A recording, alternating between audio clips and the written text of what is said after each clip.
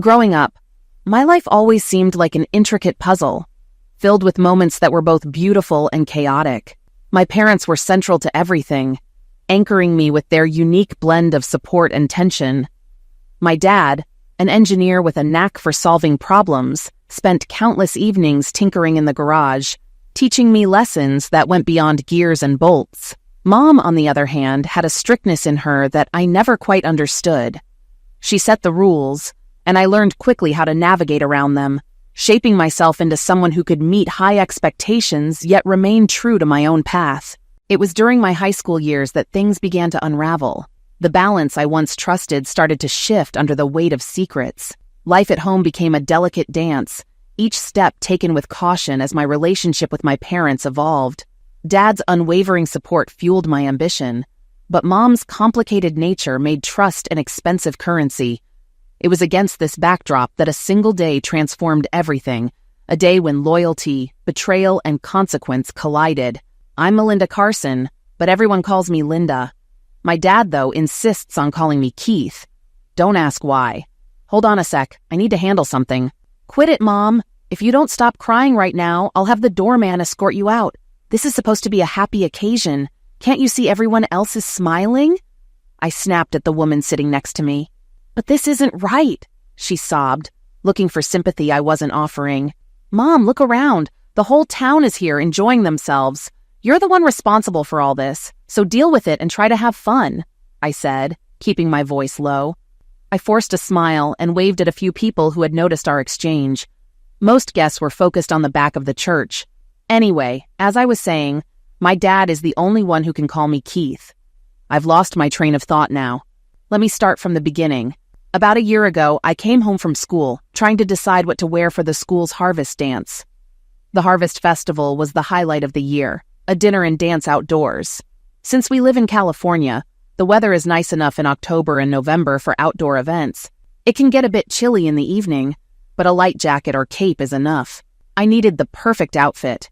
Though I'm not a cheerleader, I'm well-liked, so I wanted to make a good impression. I wasn't worried about finding a date. I've been with the same guy since sophomore year. He's a preacher's kid with strong values, but we know how to have fun. My mom always said my goal was to stay pure until marriage, but I had other plans. I wanted Dean to wake up afraid, not exhausted. I'm known for my intellect and was in the National Honor Society all through high school. I kept a 4.0 GPA, except for my freshman year when I got a C in PE. I've never been athletic. That summer, my dad helped me get in shape. We ran together every morning, and by the time school started again, all those exercises that once seemed impossible were easy. I also noticed my body had changed. I was stronger and more coordinated. My figure became more toned, and I looked different in my uniform. Becky Thatcher, my best friend since childhood, was the first to notice. "What happened to you over the summer?" she asked. "Did you take supermodel classes or something? Do you have implants?" "No," I laughed. "Just spent time with Dad, and I got highlights in my hair." When school started, I could do 25 push-ups and felt great about it. During gym class, my PE teacher asked who I was after seeing me perform. Even Becky was impressed. "Linda, you did 25 push-ups," she said, wide-eyed. "I should have kept quiet while doing them," I joked. "You did push-ups like the guys," the teacher said. "No one came close to your score." I finished my squats, and the teacher told me to stop. "You only needed 50 for the max," he said. "Last year, I couldn't do a single pull-up. I had to settle for a hang, where you pull yourself up and hold your chin over the bar. They had to lift me into place, and I could only manage 2 seconds. This year, I went right after Milburn Drysdale, a big football player. Despite his size, he only did 11 pull-ups. I jumped on the bar and did 12. When I landed, I could hear a few surprised sighs. My dad had me do pull-up sets with a weight belt, rewarding me with donuts each time I beat my record. The second and third sets were the hardest, but after practicing with added weight, doing 12 without it felt easy. At the end of the gym class, everyone was talking about me. Guys who never noticed me before were suddenly giving me attention. Becky, my best friend, enjoyed it. We were still sitting with the same people, and I liked being around smart people. I don't think I changed much through high school, but others saw me differently by sophomore year. Last year, in my senior year, I came home early after my English class was canceled. As I walked through the house, I heard sounds coming from my parents' bedroom. I knocked on the door and told them I needed their help with something. When I opened the door, I found my mom hurriedly getting dressed and the principal of my school pulling up his pants. "You're a traitor!" I yelled at my mom. "And you, Mr. Eddington, my dad will fire you when this gets out." I slammed the door and ran out. My phone rang almost immediately. It was my mom, but I hung up and went to Becky's house, staying there until I knew my dad was home. When I got back, I saw his Mustang in the driveway, loud, shiny, and angry looking. I let myself in, and my dad greeted me with his usual hug. "Are you okay, kitten?" he asked. "It's been a rough day, Dad," I said. "You think you can trust people, but they turn out to be full of it." My mom turned pale at my words. "Melinda, she started. I gave her a sharp look. My dad didn't notice. "Dad, we need to talk," I said. "Sure, Keith, after dinner or now?" "After dinner, Daddy," I replied. My dad always had a way of making me feel safe. He was an automobile engineer and knew how to look at problems from different angles.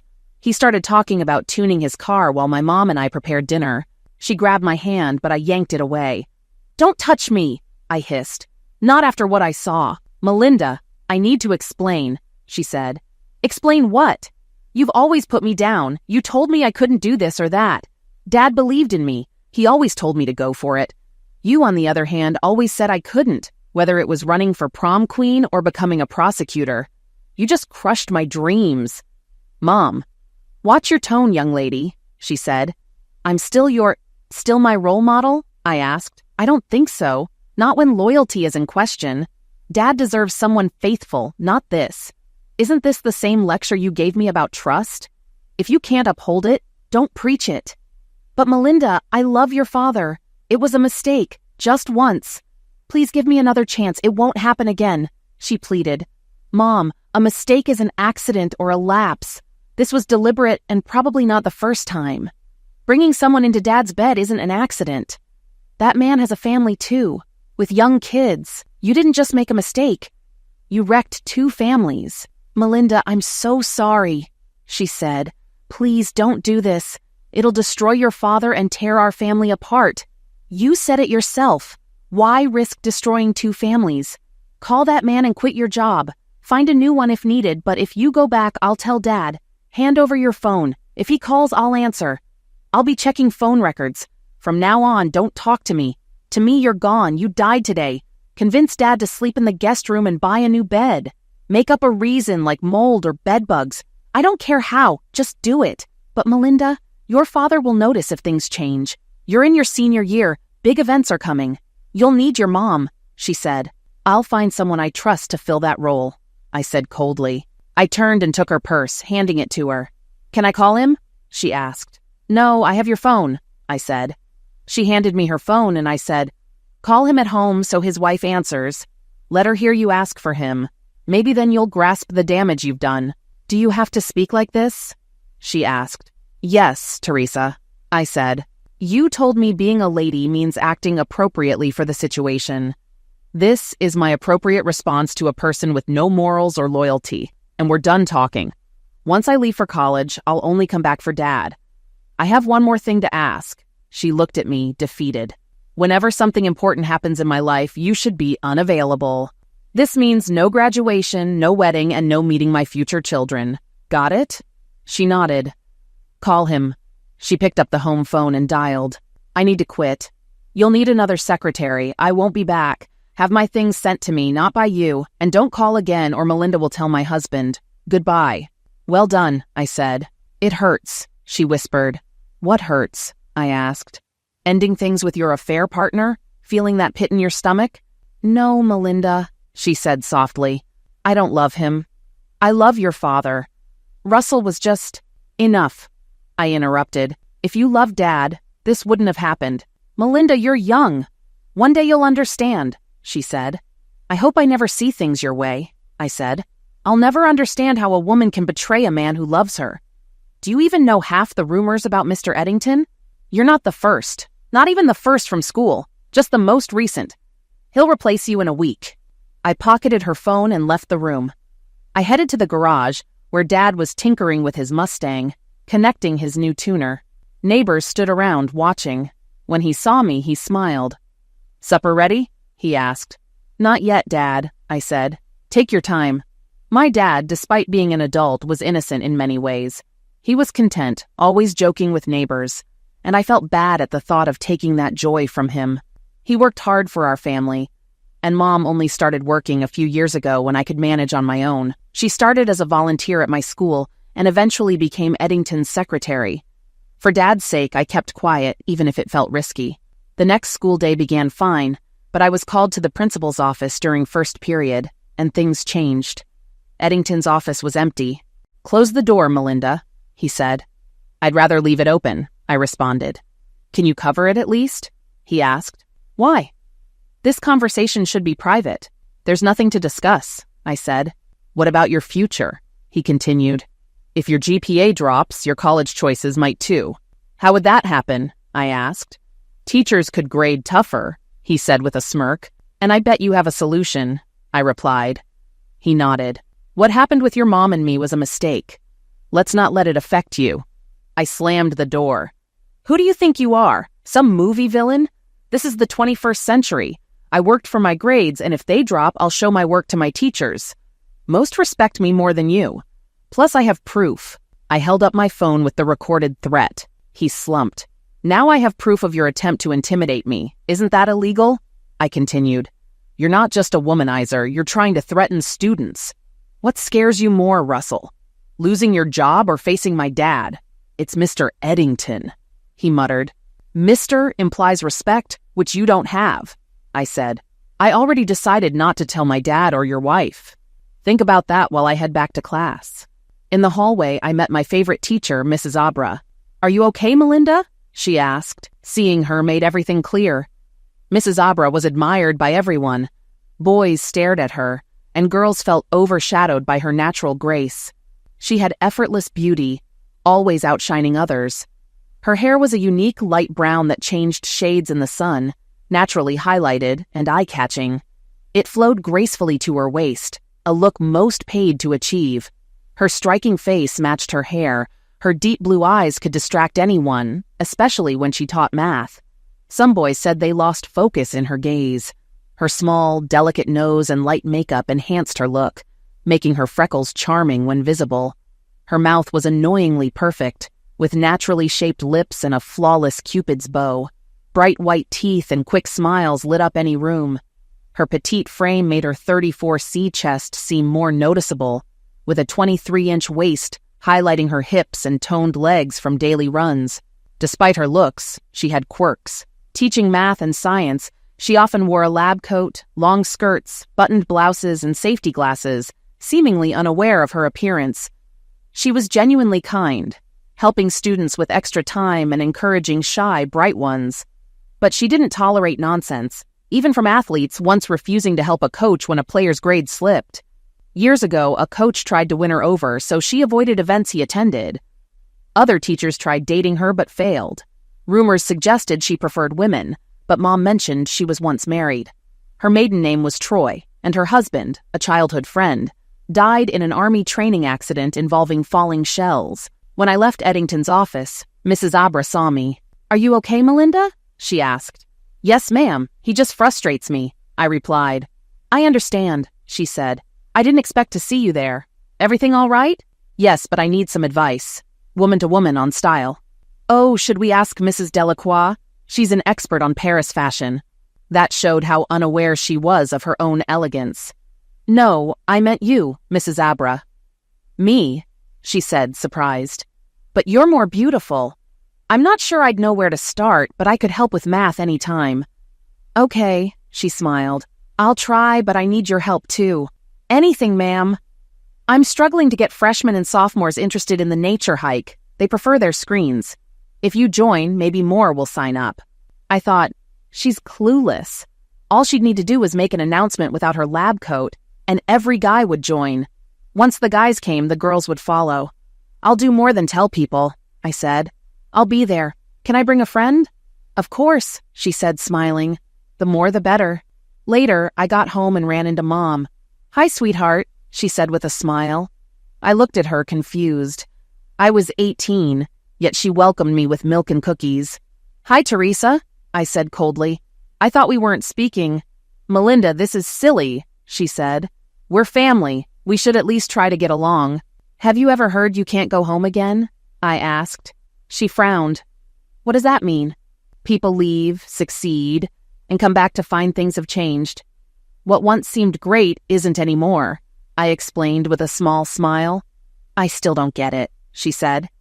"You said I came from your womb, but after what I saw yesterday, I'd never go back. You have rules you don't follow yourself. I have nothing left to learn from you and no respect for you. We don't need to talk." "But we're family," she said. "We need to forgive each other." "If you don't like my decision, we can tell Dad and let him decide," I said. "You betrayed him. What has Eddington done for you? Was he there when you were sick? Did he support you like Dad did? What made you betray him?" "Nothing," she whispered. "So if I tell Dad, you'll lose him and me too, right?" She nodded. "Teresa, just stop," I said firmly. "I can't believe the girl I raised is so unforgiving," she said, tearing up. "Stop crying," I said. "I'm Daddy's girl. If anyone else hurt him, I'd ruin their life. You got off easy. If this happens again, you're done." Later, as Dad and I prepared for a run, Mom asked to join. "You don't like running," I said. "I can ride your old bike," she suggested. "It has a flat tire," I replied. "But if you want to hear about school events and convince Dad to go, fine. We can also discuss yesterday." "Then I can't come," she said quickly. "I'm too out of shape." "I love you as you are," Dad said, kissing her. I almost rolled my eyes as Mom smiled at me triumphantly. Once Dad went to change, she turned to me. "See, Melinda? He's not hurt. He still loves me. I just needed a bit of excitement. It'll be exciting when he divorces you," I said with a smile. She sighed and walked away to clean. Dad and I ran and talked about work, the Mustang, and Mrs. Abra's trip. Dad agreed to join me and even suggested Mom come. I said I'd already asked, but she had plans. On Saturday, Dad and I grabbed breakfast, and as we finished, Mrs. Abra arrived in her new Pontiac GTO. Dad immediately checked out her car, admiring the details. "This is my dad," I said. "He's a car enthusiast." "Dad, meet my teacher," I called out. "Don't worry, your car's more powerful." Just then, a van with Coach Cleats and the team pulled up. "Hi," Dad said, shaking her hand shyly. "I'm Jim Carson, Keith's dad." "Elena," she replied, holding his hand a moment too long. "I wanted to ask you something," Dad began, but Coach Cleats interrupted. "Hello, Beauty," he said. "I brought the team to help." Cars kept arriving, and kids spilled out with their families. "I don't see how football helps," Mrs. Abra said. "I need water, soil, and plant samples. If they mess up, we'll need to redo it." "They'll be fine, Beauty," Coach Cleats said. "You and I can go look around together." "See you later, Elena," Dad said, moving away. "Elena, huh?" Coach Cleats said. "Let's get started." "It's Mrs. Abra," she corrected firmly. "I don't like being called pretty. We're not friends. Watch your players so they don't damage the plants. We're studying nature, not wrecking it." Cleats turned red and a player whispered, "Ooh, shut down." I followed Mrs. Abra, and the day went quickly as Dad and I gathered samples. She followed, asking questions and getting excited about our finds. They worked well together, though surrounded by others. Dad was often engaged by moms and kids, while men tried to talk to Mrs. Abra. By late afternoon, the bus came to collect the samples. Mrs. Abra thanked everyone as the crowd dispersed. Ready to leave, I noticed Eddington briefly appear, then drive off when he saw me with Dad. I also spotted Mom's car, unsure if she was there for him or me. "Jim," Mrs. Abra said as we got in the car, "thank you for helping today. You and Melinda were great. You were about to ask me something earlier, weren't you?"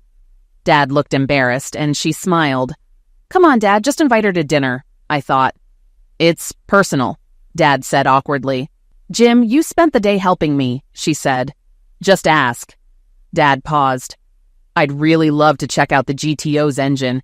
It's a 5.7-liter V8, like the Corvette, but only makes 350 horsepower. My 5.0-liter Mustang has 462 horsepower. Why is that?" Mrs. Abra laughed. "I have no clue what you mean, but take a look." She smiled, lifting the hood. Dad examined it eagerly, with her standing beside him. Then Coach Cleats appeared. "What's wrong with your car, Mrs. Abra?"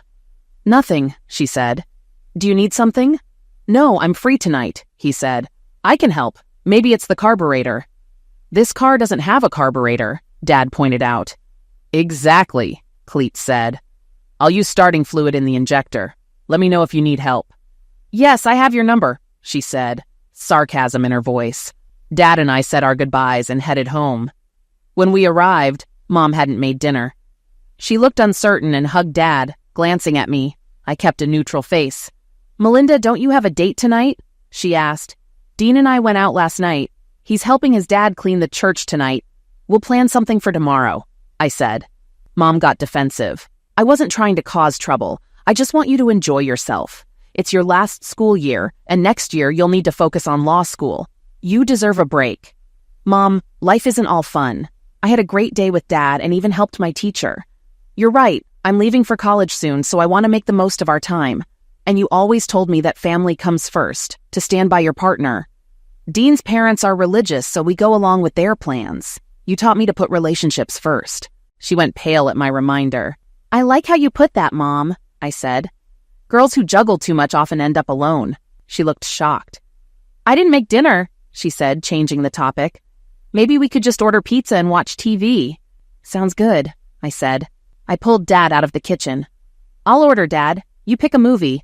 But no sad love stories. When Dad went to pick up the pizza, he started chatting about his Mustang with the delivery guy. Mom seized the moment. "It'd be nice if you'd give me some time alone with your dad," she said. "How can I make things right if you're always here?" "3 things," I said sharply. "First, get tested before you think about being close to him. Second, I saw you at the park with your friend. If I catch you talking to him, it's over. Third, I thought we weren't talking." Dad walked back in with the pizza. "I'll get drinks," he said, not sensing the tension. Mom patted my shoulder and smiled. He didn't notice anything. He was calm unless family or his car was involved.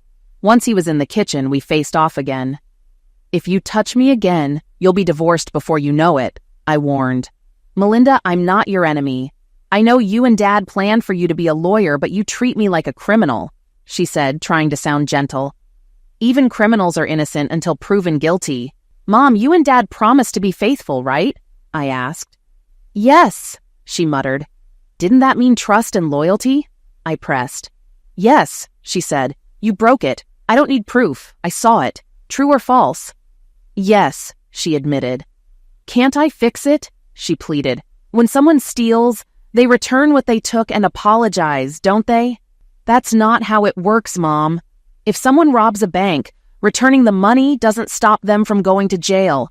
You can't fix this with an apology. I treated you better than you deserved. I should have told Dad everything. You could end up living with Grandma. You won't keep the house. Dad paid for it, and you're not even on the mortgage. Plus, since I'll be in college, the judge might let me stay here until I graduate. You're not getting away with this. I know exactly where you'll end up." I smirked. "Grandma's place won't be happy to hear what happened. Dad might cut child support and your share of school expenses. You can't afford it, especially after Eddington replaced you with a younger secretary. At 38, with no skills and debt piling up, you'd have to negotiate just to cover my school costs while you get nothing. Fair?" "No," she shouted. "I'd be broke. I don't have skills. I dropped out of college for you, and now you don't value me. One mistake and I lose everything?" "Mom, forgetting bleach is a mistake. What you did in Dad's bed is serious," I said coldly. Dad came in with drinks. A glass of wine for Mom and a soda and beer for me. He sat at one end of the couch, Mom in the middle and me on the other. I grabbed the remote, surprised Mom by giving her a hug, then squeezed in between them and put my feet up as we started the movie. Sunday morning, I reflected on my situation. It felt odd that, at 18, I was teaching my nearly 40-year-old mom about morals. Dad always protected me, and now it was my turn to protect him. I'd seen friends' parents go through divorces where the cheater suffered most. Danielle's mom got a house and support when her husband cheated, but became withdrawn and started drinking, while her dad moved on with a new family. The financial support didn't heal the emotional pain, leaving her mom stuck in a house full of bad memories. Maybe that's why I was so angry with Mom. I didn't want Dad to suffer like that. If their marriage ended, I needed to help him move on. My attempt to set him up with Miss Abra didn't work. He didn't notice her interest, and she was too shy to make a move. I needed someone more assertive. Then I thought of Danielle's mom, slim, pretty, and in need of a confidence boost. She could help Dad move on, and he could help her heal. I couldn't believe I hadn't thought of it sooner. Monday at school was busy. Mr. Eddington avoided me, though I tried to talk about seeing him at the park. I saw him with his new secretary, but he kept disappearing. During lunch, I ran into Miss Abra. "Hi, Melinda. What do you need?" she asked. "Help picking an outfit for the Harvest Festival dance," I said. She agreed, and I added, "You're beautiful. Guys go crazy for you." She mumbled something that made me pause. "I'd rather have your help than—" "Sorry for saying this, but that art teacher thinking she's a model?" she said, embarrassed. "It's okay. Can we talk more after school? Maybe you can help me pick an outfit and we'll chat," I suggested. She looked nervous but nodded, whispering, "It's a shame your dad doesn't see that." The rest of the day, I couldn't focus. At 3:30, I hurried to her lab where students were waiting to talk to her. After our Saturday walk, she had gained attention, especially from younger students. I realized how exhausting it must be to always have admirers. I also thought about her polite but firm way of handling Coach Cleats, who kept trying to act familiar, calling her baby. She shut him down every time. It reminded me how complex her life might be. Yet I noticed her interest in Dad, sharing her name and smiling as he checked out her car. "Melinda, are you okay?" she asked when I realized we were alone in the room. "Just thinking," I said. "You do that a lot, don't you?" She smiled. "It's why you're a good student." We got into her car. Nice ride, smooth and powerful. My dad would be nervous driving it if people didn't clear the way. "You don't drive his car?" she asked. "I do, but it's intimidating. It's like his other child. If traction control is off, it's scary. His old Mustang had a tough clutch. This one's automatic but fast, like it's on rails. I can't handle it at high speeds," I said. We arrived at my house, and she parked behind Mom's car. Upstairs, I showed her my outfits. "These are all nice, but it's about how you carry them. You'll look great in anything," she said. "Avoid these two unless you have a wrap." Mom walked in. "I didn't know you were home or had a guest." "Hello, Teresa," said Miss Abra. "Hi, haven't seen you in a week. Are you on a break?" Mom asked. "No, I quit," Mom said, glancing at me. "Would you like anything?" "No, thank you. We're heading out to eat," said Miss Abra. Mom shifted uncomfortably. "I didn't know you quit. We usually celebrate when someone leaves. I couldn't have worked with Russell as long as you did. He makes my skin crawl. You must have nerves of steel." She quickly left the room. We picked out the blue dress and then headed to Wendy's. As we sat down, she asked, "Why not ask your mom for help with your outfits?" "Let's talk about something more important," I said. "Can I ask you something serious?" She smiled. "Of course. You're going to be a great prosecutor. You know how to cut to the chase." I nodded. "I might be blunt, but it matters. Do you like my dad?" She choked on a fry and sipped her drink. "No, he's married," she said, flustered. I stayed silent, watching her as she fidgeted. "I promise this stays between us," I said. "Melinda, I'm 33. I was in love once and it ended badly. I moved back home and tried connecting with family, but things didn't work out. My late husband's brothers had their problems. One was abusive, another an obsessed, the last in prison. I'll never know what life would have been like if he came back from the army," she shared. "I react to most men like they're furniture. I know I'm attractive, but so are you. Can't you tell when someone genuinely likes you or just wants one thing?" I nodded. She was right. "I've always had to prove I'm more than my looks," she said. "In college, no one took me seriously. The only one who did. I married him. He was different, shy, and had unique taste in music. He surprised me every day, even when he called me ugly just to be funny." She smiled, recalling it. "He joked that I must be ugly if he wanted to marry me, just to keep a promise to his dad." She paused, eyes a bit distant. "Since he passed, no one's affected me like that. Until I met your dad. He's humble, kind, and genuinely cares. On Saturday, while other dads talked sports, he explored the woods with you, lighting up over leaves and insects. Men try to get my attention with cliches, but he's different. And yes, I am desperate to find the right partner, but I'm not pursuing a married man. Your dad seems more interested in my car anyway. I listened closely, feeling hopeful. She seemed relieved to share her feelings. I'll help you, I said. She froze, almost choking. I waited as she recovered. Melinda, he's married, she said. And Mom? I retorted. She's cheating on him. I caught her with Russell Eddington in Dad's bed. That's why she quit her job. I need to protect Dad, and he'll be devastated when he finds out. He deserves better, and you could be that person. He hasn't noticed you because he's faithful to someone who doesn't deserve him. We need to create opportunities for him to see you. I left feeling hopeful, like everything was finally coming together, until it started falling apart. Melinda, what are you doing? Mom demanded when I got home. I saw you at the park Saturday. I thought you'd tell your dad. You introduced him to that teacher and even brought her here.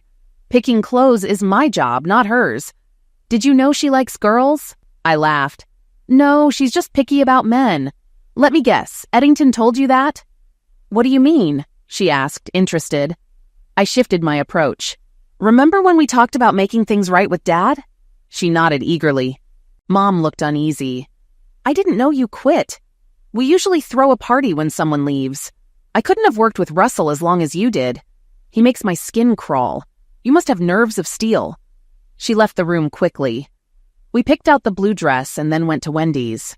While we ate, she asked, "Why not ask your mom for help with outfits?" Let's focus on the bigger issue, I said. Can I ask you something serious? Of course, she said, smiling. You'll make a great prosecutor. You go straight to the point. I nodded. I'll be direct. Do you like my dad? She choked on a fry and took a quick sip. No, he's married, she said, avoiding my eyes. I stayed silent, watching her. I promise this stays between us, I said. I'm 33 and haven't been in love since my husband passed. I came back home and tried reconnecting, but it didn't work. Most men don't interest me. I know I'm attractive, but so are you. You can tell when someone truly cares or just wants something, right?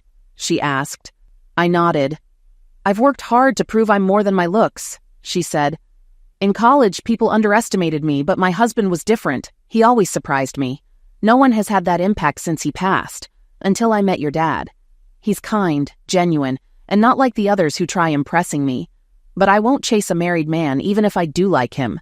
I felt hopeful. She seemed relieved to talk. I'll help you, I said. She froze, almost choking. Melinda, he's married, she said. And Mom? I countered. She's cheating on him. I caught her with Eddington. That's why she quit. Dad deserves better and you're perfect for him. He hasn't noticed you because he's loyal to someone who doesn't deserve it. We need to create opportunities for him to see you. I left feeling optimistic until things took a turn. Melinda, what's going on? Mom confronted me. I saw you Saturday. You brought that teacher here. If you need help picking clothes, that's my job. Did you know she prefers women? I laughed. No, she's just selective with men. Did Eddington tell you that? What do you mean? She asked, curious. I changed my approach. Remember when we talked about how to make things right with Dad? She nodded, hopeful. Dad waved me over. I've got a problem, he said. Your mom thinks Helena is down because no one asks her out. She wants me to dance with her. How do I do that? You can do it, Dad, I said. Just be yourself. It's just a dance, not a proposal. The DJ started the song and people moved to the dance floor. Dean and I danced, but I kept glancing at Dad's table. A man asked Helena to dance as we returned. I'd love to, she said, but I'm already promised to someone who just hasn't asked yet. The man muttered, he must be clueless. Before she could respond, another song played and we heard an Irish voice singing. The light of day is fading. Time stands still with you. I'm waiting for you. Come on, Jim, it's our song, Helena said. Do we have a song? Dad asked. They took the floor and I smiled. Helena knew exactly what she was doing. Come on, leave me breathless, played as they danced. Dad looked unsure at first, but soon he smiled. Helena led him, pulling him closer as they danced and later sat, laughing together. She only had eyes for him, even when others tried to get her attention. 3 hours in, the mood shifted. Coach Cleats, drunk and angry, stormed over and demanded Helena dance with him. She refused. You're wrong, Coach, she said. I've been keeping him to myself. He's turned down every other woman. The coach glared, and Dad stood to defend her. Just because Eddington's with your wife doesn't mean you can interfere, the coach said. Before anyone reacted, Dad's fist met the coach's face, knocking him down. I was stunned. This wasn't part of the plan. Then 3 officers approached. "Are you James Carson?" one asked. "Yes," Dad replied. "We need you to come with us," the officer said. "Can I call my lawyer?" Dad asked. The officer looked puzzled. "We're not here about the fight. This is private property. Your wife was in a car accident. She wasn't driving, and the man with her is seriously injured." Helena took charge. "We'll follow you, Jim." I felt numb. Everything I'd tried to avoid was unraveling. Dean and Helena walked me out, everyone staring. Helena handed me her keys, saying I should follow her. She drove Dad's car, tires squealing. I kept thinking, why was Mom in that car when she should have been home? At the hospital, we were shown to a waiting room near the operating rooms. I worried about how this would affect my plans for Dad. Dean was his usual supportive self, but Helena's reaction surprised me. She was visibly upset. I hugged her, trying to reassure her. A woman with 2 kids greeted Helena, but she barely responded, eyes fixed on the door. I sat, considering how this might change everything. The worst-case scenario was this accident bringing my parents back together. The doctor emerged with Dad. Before I could react, Helena hugged him as he spoke with the doctor. Dad looked angry, struggling to stay composed. I moved closer and overheard. Her head hit the center console, and she may need reconstructive surgery if she survives. Another line stood out. The jaw closed and took a bite. I couldn't help it. I ran to the bathroom and laughed uncontrollably for 5 minutes before calming down and returning. Back in the waiting room, Dad and Helena were arguing. He was frustrated, wanting nothing to do with Mom. Helena urged him to handle it calmly and let the lawyers manage it so he wouldn't have to deal with her. "You need closure," she said. "Talk to her so you don't live with regrets." Dad didn't resist her this time. It was what I wanted. Dad moving on. But not in the way I planned. Helena told me to relax, stop drinking coffee, and take a break. She wanted me to come back in an hour to wait with her, reassuring me that Mom would still be in surgery. As I sat there, I realized that maybe I should just step back and let things unfold. Life had a way of working things out. He started, "And what's going on?" "We're here," she replied. "We can handle the paperwork or whatever needs to be done." I smiled at him as he glanced at me. He came over and gave me a tight hug. I moved to sit beside Helena. "Go ahead, Dad," I said. "Helena's right. Driving always calms you." As my father headed toward the door, a woman from across the room reached out and grabbed his sleeve. "I'm so sorry for your loss," she said with sympathy. My father nodded, but I could tell he wasn't really listening. Then I recognized her.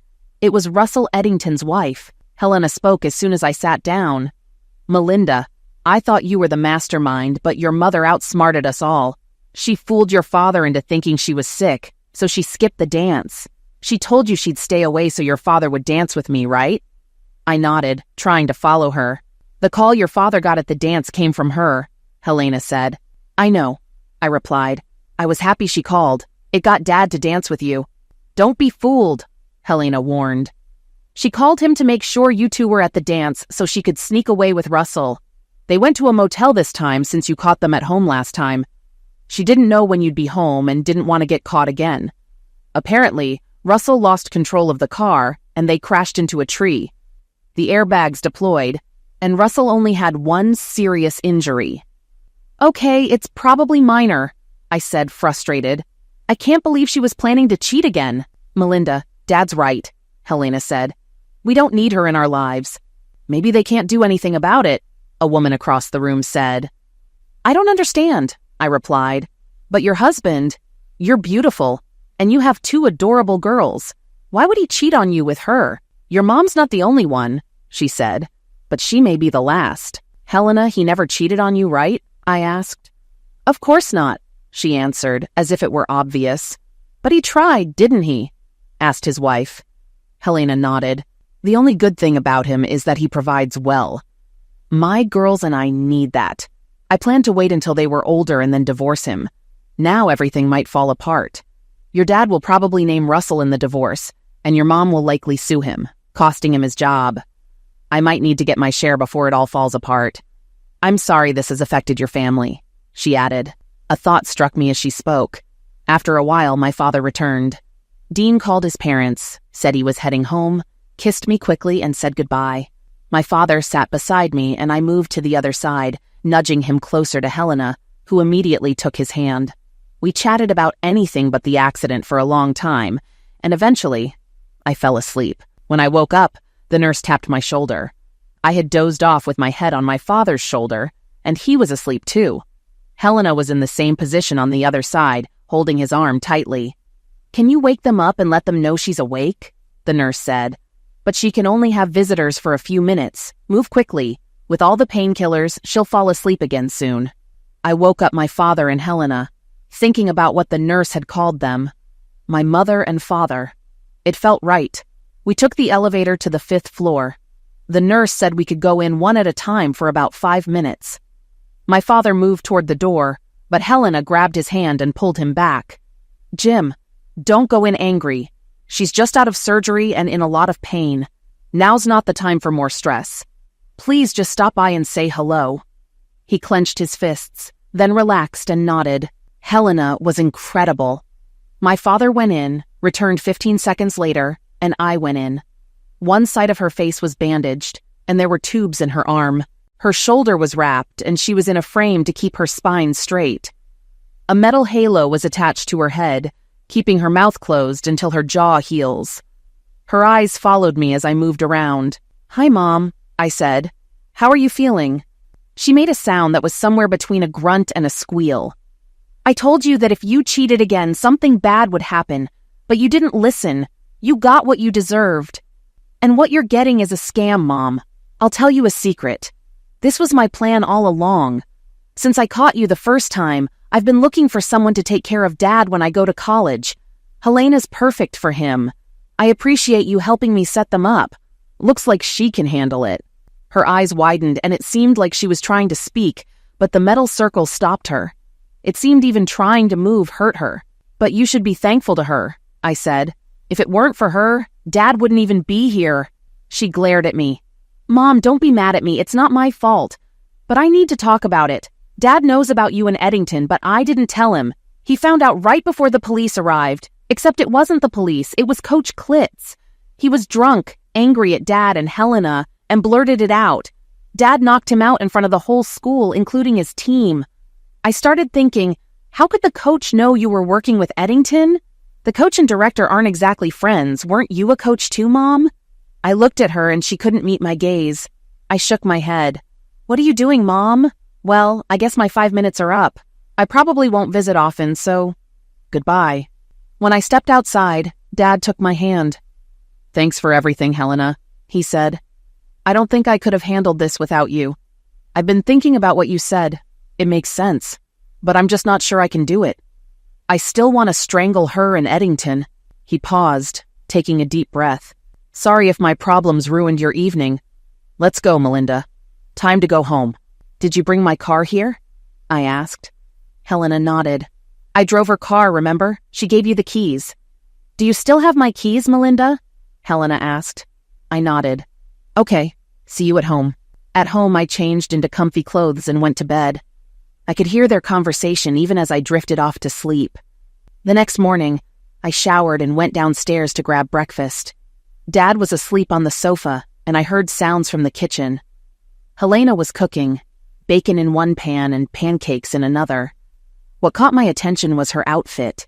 She was wearing Dad's U of M t-shirt, no pants and probably underwear, but I couldn't be sure. "I borrowed a couple of things," she said. "I didn't want to wake you. I can't fit any of your mom's stuff." That explained the underwear situation. "Why not borrow jeans or a skirt?" I asked. She raised an eyebrow, and I realized she wanted Dad to see her in his favorite things. "We talked all night," she said. "He's really upset. We need to help him through this. Last night I told him everything about me. I think he's a little upset with me." "Why would he be upset with you?" I asked. "Because I had to be honest with him," she replied. "No secrets between us. I told him I went to the dance for a reason. I've been kind of stalking him since we met while I was out hunting specimens in the forest. I think he sees me like your mom, like someone who'd go after a married man. To show him I'm not like that, I had to admit you were the one who told me he was probably available. That convinced me. Helena wasn't just with Dad. She was with us. "Don't worry, Helena," I said. "Everything will be okay after breakfast." She nodded and kept cooking. I took over with the bacon. I'm terrible at making pancakes. After breakfast, Helena borrowed a pair of my sweatpants to match Dad's sweatshirt. She packed lunch, and despite Dad's complaints, she took us out for a picnic. We ended up in the forest at the same spot where we had hunted for specimens. We talked the whole time. I confessed everything, and Helena told Dad she loved him. The saddest part was that Dad was still angry, but he couldn't get over what Mom had done. Several times he mentioned how beautiful Helena was and even said, "I'd be crazy about you if it weren't for..." And we all knew what he meant. Helena asked about Dean, and I reminded her it was Sunday, so he'd be at church until noon. On the way home, we got a call from the hospital. Mom had woken up and wanted to see Dad. He gave the nurse his grandmother's phone number, and we went to pick up Helena's clothes before heading there. "How long are you staying?" Dad asked. She raised an eyebrow again. We spent the rest of the day watching movies and relaxing. Dean joined us after church. We laughed and enjoyed each other's company. I noticed Helena stayed close to Dad the whole time. The next day, reality set in. I had assignments to turn in and a test to take. People stared at me all day. The guys from the team kept laughing and calling me Pooh. They even pretended to strike me. I found out by lunch that no one knew the full story about what happened at the dance. Not many heard what Coach Klitz had said to Dad, but everyone saw the aftermath. What was odd was that no one mentioned it until that morning. Coach Klitz was in the hospital too. He broke his tailbone when Dad knocked him down. The assistant coach took over the training. At the end of the day, we were called into a meeting. The deputy director told us that Principal Eddington had been in an accident over the weekend and would be in the hospital soon. She said we'd continue working as usual because that's what he would have wanted and urged us to keep him in our prayers. I was glad I hadn't been praying. When asked how long he'd be gone, she didn't know, but said he'd return as soon as possible. Someone also asked about his injuries, which made me laugh. I got home and started looking through the fridge. I had dinner planned since Dad wouldn't be home for another 90 minutes. But then, I was surprised when I heard a car pull up and a knock at the door. It was Helena. I stepped aside as she entered and went straight to the kitchen. "What are you making?" she asked. "Burgers," I said, smiling. "I'll cook them. Dad can fry them when he gets back from his run." "He's running?" she asked. I nodded. "What about the side dish?" she asked. "How about a big salad?" she suggested. "We'll throw in whatever we can find, and if you don't like it, just don't put it on the plate." "That sounds good," I said. We chopped up veggies and made the salad together. "Do you think Dad would mind if I ran away with him?" she asked. "I think he'd like it," I said. And she smiled. When Dad came home, Helena was waiting for him in workout clothes, looking great. After they showered, we had dinner together. We avoided talking about the obvious issues. Helena casually mentioned her car had been making strange noises. After dinner, Dad worked on his car in the garage while Helena looked over her papers beside him. My grandmother called and came over. She asked why Dad hadn't visited Mom at the hospital. She seemed surprised when Dad explained everything that had happened. After hearing the details, she apologized to him and left, still in shock. A week later, we went to the Harvest Festival dance. I went with Dean, and Dad went with Helena. She looked stunning, and everyone could tell they were a couple. No one asked her to dance, mainly because she stayed close to Dad all night, even holding his hand while they ate. People were still talking about the coach incident, and I overheard some guys saying they didn't want to get knocked out by Dad. It was a great night, though. Helena came out of her shell and showed everyone her charm and humor. She didn't have to worry about guys hitting on her when Dad was around. Her smile and energy seemed to triple when he was near. Afterward, she stopped hiding behind lab coats and glasses, but she still waited for Dad at home every night, and sometimes visited him at work. Their bond grew stronger each day. Dad and Helena offered to take me to the hospital if I wanted, and Dad even said I could use either Mom's car or the Jeep. As for Helena, they were rarely apart, only when at work or sleeping. Their relationship felt innocent, like high school romance. I never saw them kiss. I knew Helena cared about Dad, but I wasn't sure how he felt about her, until one evening when she wasn't home. He didn't ask about her, but I could see him looking around the house and outside, like he was waiting for her. I secretly filmed him as he kept checking the windows. When she finally came home, he pretended everything was normal. "Oh, hey," he said, heading to the garage. Helena glanced at me. "What did I do?" she asked. I explained. "Why didn't you tell him we had a conference today?" she asked. "Because it's time," I said. "Time for what?" she asked. "Helena, Dad is stuck. It's time for him to face reality. He hasn't even thought about Mom in over a month, and we haven't visited her once. I'll take you to see her if you want," she offered. "I don't want to see her," I said. "Maybe he doesn't either," she said, her tone serious. I could tell she was ready to fight for Dad. "Calm down, Helena, but we both know he needs to start the divorce process. He can't just ignore her. She texts me daily, and I'm sure she's texting him too. As soon as she can talk, she'll start calling. And then there's you two," I said. "What's wrong with us?" she asked, her cheeks red with embarrassment. "Elena, he really loves you," I said. "You know that." "Well, I love him more than just that," she replied. "That's the problem," I said. "But he's too afraid to admit he feels the same." "How can we know for sure?" she asked. "Maybe he just sees me as a family friend." I showed her the video I had taken of Dad walking around the house, peeking into rooms, and looking out the window. "What was he looking for?" She smiled. "You, Elena," I said with a grin. "He doesn't want to admit it, but he missed you. It's time for him to stop pretending." She paused, then said, "Hold that thought." She walked to the kitchen and out to the garage, where Dad was working on his car. I didn't know what he was always doing to it, but he was bent over, talking to her when she tapped him on the shoulder. He stood up and she pulled him in for a kiss. At first he froze, but then he wrapped his arms around her, and they kissed back. Watching them made me wish Dean and I weren't so strict about our vows. I almost couldn't stand it. The next day, Principal Eddington returned, and the coach came back a week later, moving slowly and hunched over. Eddington hardly left his office, now staffed with his wife, who greeted me with a smile each time I passed. She seemed to care, asking about my father and how he was holding up. Everyone seemed to be waiting to see what Dad would do next. Eddington even asked about him. I told him it would be another week before Mom could talk again. My grandmother often called, pushing for us to visit her, but it felt like everything was on hold until Dad made his move. If Dad mentioned Eddington in the divorce, Eddington's career would be finished. Coach Klitz stayed away from Helena, clearly afraid of Dad's reaction. He wrote her a letter apologizing for his behavior and promising to leave her alone. It was obvious that his tough guy image had taken a hit, and his players laughed at him behind his back. Helena and Dad were in a holding pattern too. She lived with us, but they didn't sleep together.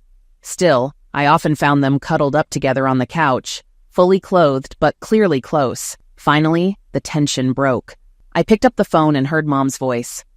"Hey, Melinda, is your dad around?" I handed the phone to Dad, who straightened and his whole demeanor changed.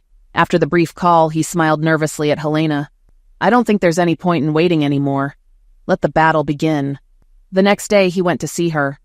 He later told me that when he walked into her room, she was sitting up, looking thinner and wearing makeup to cover her bruises. She was still aggressive, but it didn't work. "James, I'm sad you never came to visit," she said. "How can we fix our marriage if we don't talk?" She even suggested family therapy with a therapist at the hospital. Dad didn't respond. He simply placed a stack of papers on her bed. She stared at them and started to cry.